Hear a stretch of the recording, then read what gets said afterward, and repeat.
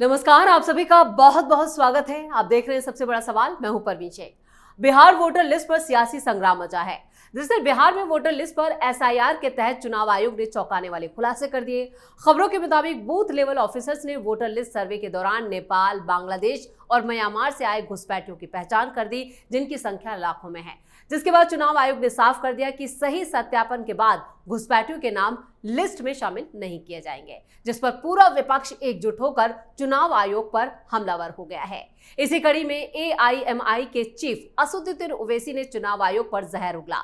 ओवैसी ने एक्स पर एक पोस्ट साझा की, जिसमें उन्होंने लिखा, यह बेहद शर्मनाक बात है कि एक संवैधानिक संस्था जनता से सूत्रों के माध्यम से संवाद कर रही है। भारतीय चुनाव आयोग को इस बात को पूरी तरह से साफ करना चाहिए कि उसे वोटरों की नागरिकता निर्धारित करने का अधिकार किसने दिया। वहीं तेजस्वी यादव ने पूछा कि सुप्रीम कोर्ट की सलाह के बावजूद चुनाव आयोग ने दस्तावेजों की लिस्ट में कोई बदलाव क्यों नहीं किया। ऐसे में सबसे बड़ा सवाल यह है कि क्यों विपक्ष को संवैधानिक संस्थाओं पर भरोसा नहीं है। इसी पर चर्चा के लिए स्टूडियो मौजूद हैं कैपिटल टीवी के editor in chief doctor Manish Kumar. Sir, आपका बहुत बहुत स्वागत है। धन्यवाद। चुनाव आयोग ने सनसनीखेज खुलासा किया, सियासी संग्राम लिया, लेकिन चुनाव आयोग पर जिस तरह से विपक्ष एकजुट होकर हमलावर है, वो क्या संदेश दे रहा है? ये बकवास कर रहे हैं। मैं आऊंगा, पहले थ्योरेटिकल बात समझ लीजिए। बहुत लोगों को कंफ्यूजन है और ये ऐसे ही करते हैं। जैसे सीए का मसला आया, वो मुसलमानों का मसला आता नहीं कि इनके सारे ज्ञान चक्षु खुल जाते हैं, एक से एक कुतर्क का जो है खजाना खोलना चालू कर देते हैं जी। अभी कैसे कंफ्यूज किया जा रहा है? कहा जा रहा है कि देखिए, इलेक्शन कमीशन को किसने हक दिया कि वो जनता की नागरिकता तय करे? यही आर्गुमेंट है ना। वो बाकी आर्गुमेंट सब चला गया नाले में। 30 दिन में कैसे होगा, इतना जल्दी क्यों है? मैं शुरू से कह रहा था हो जाएगा, डोंट वरी, एक बार करने तो दो। 80% से ज्यादा हो चुका है ना। अभी 12-14 दिन बाकी है। 25 तारीख तक चलना है ना। 25 तारीख तक 12 दिन बाकी है। चलिए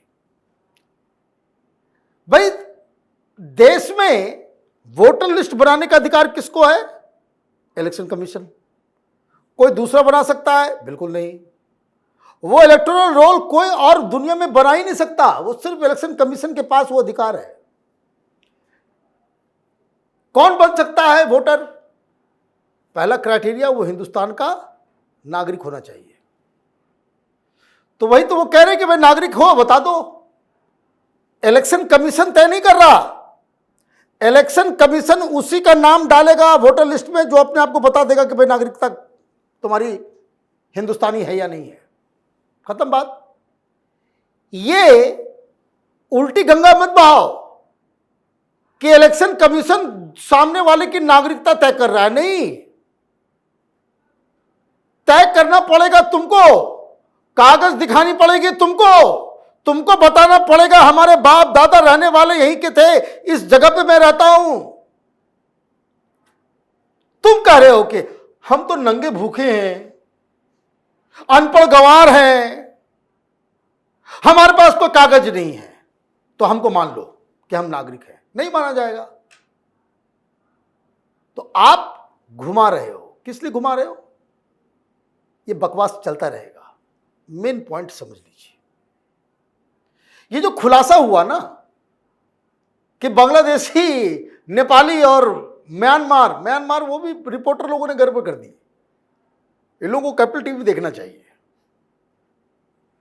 रोहिंग्या, म्यांमार से रोहिंग्या आते हैं, तो रोहिंग्या मुसलमान, बांग्लादेशी मुसलमान और नेपाली, ये लोग फर्जी वोटर बने हुए हैं बिहार के अंदर। अब सवाल क्या है कि जैसे ये खुलासा हुआ, तुरंत मिर्गी लग गई इन लोगों को। सबसे पहले मैदान में तेजस्वी यादव है। तेजस्वी यादव तो ऐसा बौखलाया, ऐसा लग रहा है कि उसे कि किसी ने सरेआम जो है उसको निर्वस्त्र कर दिया हो। He has been exposed so thoroughly कि जुबान से स्लिप हो गया। वो कह रहे हैं कि ये जो इलेक्शन कमीशन के जो सूत्र हैं ना, हमारे लिए मूत्र हैं। आप इलेक्शन कमीशन के अधिकारियों को आप उसको पेशाब से जोड़ रहे हो। सूत्रों को तुम यूरिन से तुम कंपेयर कर रहे हो। ये तुम्हारी भाषा है। तो ये भाषा क्यों खराब होती है? जब ऐसा लगता है कि हाथ से सब कुछ जा रहा है। क्या जा रहा है? ये ओवैसी भाई हैदराबादी, इसको तो बोलने का अधिकार ही नहीं है। जब पिछली बार ये चुनाव जीता था, दो जगह इसी का वोट था, पकड़ में आ गया था चोरी इसकी, दो जगह इसका वोट में नाम था, वहां हटाया गया, वहां भी इसी तरह का एक्सरसाइज किया गया था जी। हजारों हजार वोट जो है हैदराबाद उसके आसपास के इलाके से वो गायब हुआ था, वही धंधा था। तो सब माहिर हैं। अभी क्यों परेशानी चल रही है? अब देखिए, बिहार में 10 ऐसे डिस्ट्रिक्ट्स हैं, या आप कॉमनली मान लीजिए कि 10 ऐसी सीटें हैं, 10 लोकसभा की, जहां मुस्लिम वोटों को इधर से उधर कर देता है। तो मुसलमान तो घेटों में रहते हैं, कितना भी पढ़ा लिखा दो, दिल्ली में किसी एमएनसी में भी काम करेगा, घर लेगा वो ओखला में ही जाकर के, उनको चाहिए घेटो, है ना। वो बिना गंदगी के उन लोगों को मजा नहीं आता। तो ये जो घेटो बना हुआ है, तो ये जो 10 अलग अलग लोकसभा की जो सीट्स हैं, वहीं बांग्लादेशी भी रहते हैं, रोहिंग्या भी छिप के रहते हैं, ये सब उसी में है। तो मुस्लिम वोटर जो है, अब मुसलमानों को डरा रहे हो।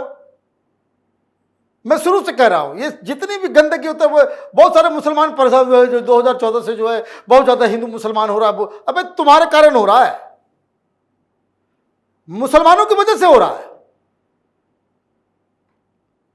भाई हमारा भी गांव जो है बिहार में, वो फतेहपुर कहलाता है, मुस्लिम बस्ती है, वहां तो कोई दिक्कत नहीं है। और कारण बता देता हूं क्यों। क्योंकि वो गांव है, अर्बन या सेमी अर्बन इलाका है नहीं। तो जो मुस्लिम्स हैं वहां पे पुश्तैनी रह रहे हैं, वो बांग्लादेशियों को घुसने नहीं देते। और सब अशरफ मुसलमान है, अपर कास्ट मुसलमान ज्यादा है वहां, वो घुसने नहीं देते, लेकिन बोलते नहीं। भाई जिन मुस्लिम मोहल्ले में ये बाहर से आए हुए लोग किराए पर रह रहे, ये कर रहे, वो कर रहे, मुस्लिम बस्ती के लोगों को खुद ही बताना चाहिए बांग्लादेशी है, भगाओ इसको, रह रहा रहने दो, लेकिन इसका नाम हटाओ वोट बैंक से, तो कोई दिक्कत ही नहीं होगी। सीए हो रहा था, सारे मुसलमान कूद गए इन फ्रॉड लोगों के चक्कर में कि हमारी नागरिकता चली जाएगी, ओ माय गॉड हमारी नागरिकता। अरे भाई नागरिकता गई, सीए लागू है, किसी की गई नहीं गई? तो अभी किसी दाढ़ी वाले को पकड़ के पकड़ो ना, पकड़ो दाढ़ी, हिलाओ उसको, पूछो कि क्यों बकवास कर रहे थे सीए के आंदोलन के समय कि नागरिकता चली जाएगी। और बड़े बड़े वो भौंक मीडिया जो है, ये रवीश कुमार टाइप का, हाँ मुसलमानों को चला जाएगा सब कुछ। हम मुझे तो अच्छा, बहुत सारे दोस्त हमारे वहां जाते थे, वो यार गजब गजब पागल लोग वहां पे भाषण देने के लिए आते हैं कि भाई योगी और अमित शाह जो है मुसलमानों की नसबंदी करा देगा, कोई कंसंट्रेशन कैंप जो है उसमें रखा जाएगा। भाई कहां गया कंसंट्रेशन कैंप?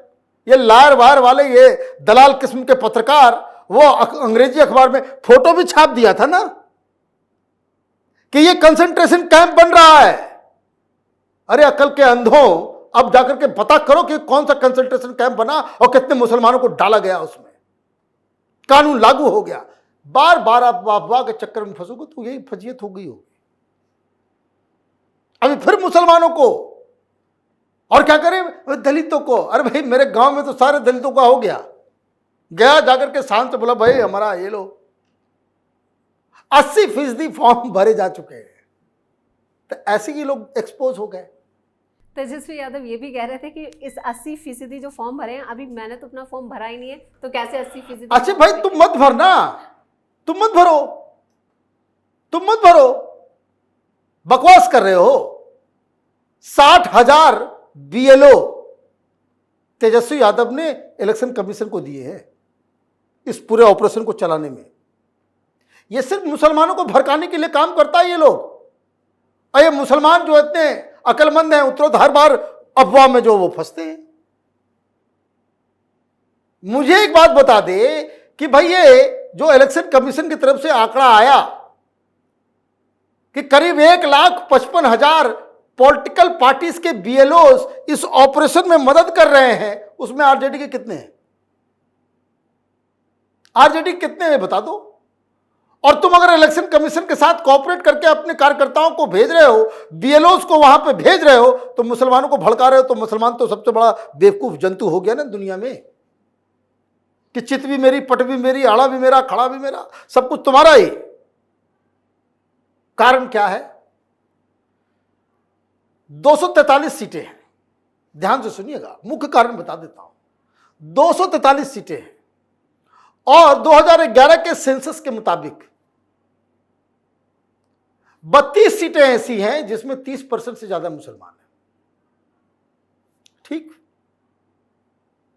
30% से ज्यादा मुसलमान 32 सीटों में। ये 2011 बता रहा हूं, 2011, इसकी संख्या भी हो गई होगी 40। क्यों? ये बांग्लादेशी मुसलमान, रोहिंग्या, इन लोगों ने बिठा करके बनवाए हैं। हमको जापान से आए हैं, बिहार नहीं जानते हैं। ये इंडस्ट्री चल रही थी वहां पे, और 25 से 30% के बीच जो पॉपुलेशन वाला जो ये है, उसकी भी संख्या करीब 30-35 के आसपास। तो मोटा मोटी उतना एग्जेजरेट किए बगैर 70 सीटें, 243 में से 70 सीटें ऐसी हैं जहां ये बांग्लादेशी और रोहिंग्या, इनका वोट जो है वो 10-15 हजार से ज्यादा होगा मिनिमम। मैं मुस्लिम की बात नहीं कर रहा, ये फर्जी वोटर्स की मैं बात कर रहा हूं।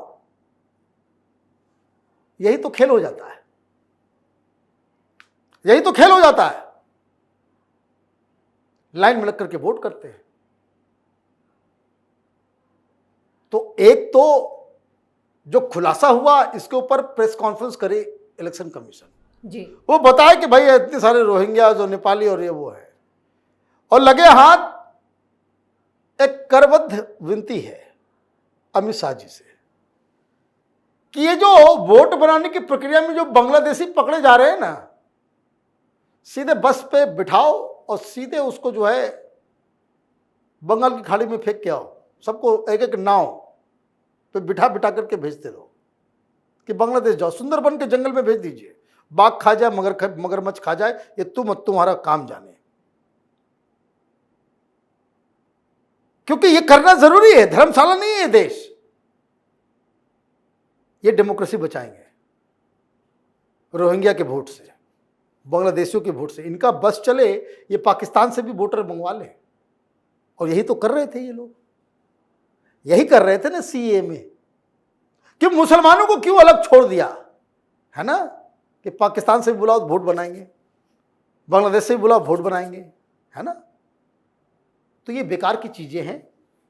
इलेक्शन कमीशन का काम रुकेगा नहीं, और बिहार के बाद इलेक्शन कमीशन ने बताया है कि पूरे देश में ये काम चलेगा, और ये काम चलना चाहिए, स्वागत होना चाहिए। और देश के मुस्लिम संगठनों को, मुस्लिम सिविल सोसाइटी को सामने आकर के कहना चाहिए कि भाई हम लोग ओरिजिनल लोग हैं, ये तो हम हैं, ये जो बाहर से आने वाले लोग हैं, इनके चक्कर में हम बदनाम होते हैं। इनको लेकर के प्लीज सुंदरबन के जो है जंगल में लोगों को फेंक करके आइए, अदरवाइज ये गेहूं के साथ जो है घून भी पिस जाएगा।